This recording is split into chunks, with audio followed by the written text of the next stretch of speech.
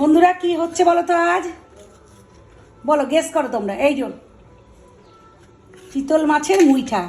বন্ধুরা, চিতল মাছটাকে ভালো করে ধুয়ে তারপর একটা চামচের সাহায্যে এরকমভাবে কুড়ে কুড়ে নিলেই দেখবে তোমার মাছটা কাটা ছাড়া উঠে আসবে। আর এইদিকে দেখো, আমি একটা আলু সেদ্ধ করে চটকে নিলাম, একটা আলু সেদ্ধ করে রেখেছিলাম।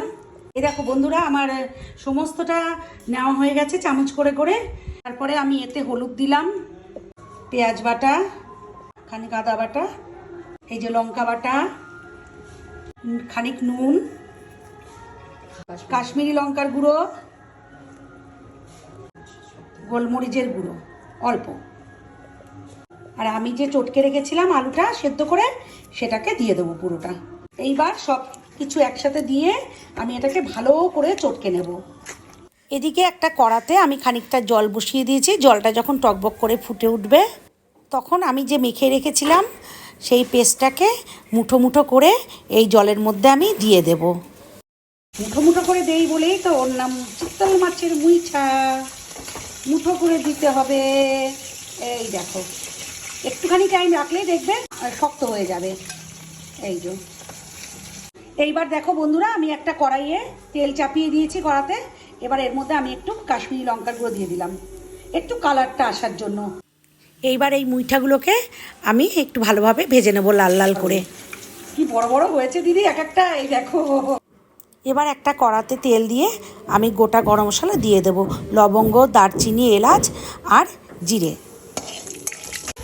এবার একটু রসুন বাটা দিলাম, একটু পেঁয়াজ বাটা দিয়ে দিলাম, এবার একটু আদা বাটা দিলাম, জিরে বাটা দিয়ে দেবো, আর দেবো কাঁচা লঙ্কা বাটা। দেখো আমার মশলাটা কষে গিয়েছে। এবার আমি দিয়ে দিলাম এতে নুন, হলুদ, কাশ্মীরি লঙ্কার গুঁড়ো, আর এই যে টমেটো কেটে রেখেছিলাম একটা, সেই টমেটোটা।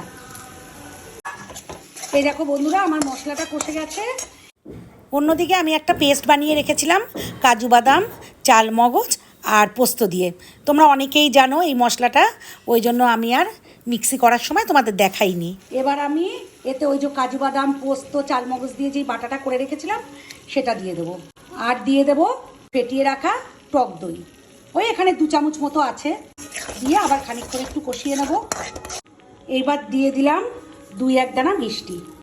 দেখো বন্ধুরা, মশলাটা আমার কষে গিয়েছে, এই যে তেল বেরিয়ে গিয়েছে। এবার আমি জল দিয়ে দেবো। এবার আমি জল দিয়ে দিলাম। এই যে আমার ঝোলটা ফুটে উঠেছে, এই দেখো। এবার আমি এই যে করে রেখেছিলাম মুইঠাগুলোকে এর মধ্যে দিয়ে দেবো।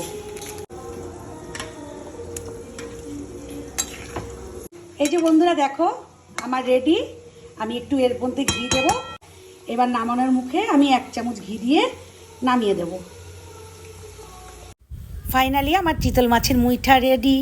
তোমাদের যদি ভালো লাগে অবশ্যই ট্রাই করো আর পাশে থেকো। সবাইকে দুপুরে শুভেচ্ছা জানালাম। টাটা।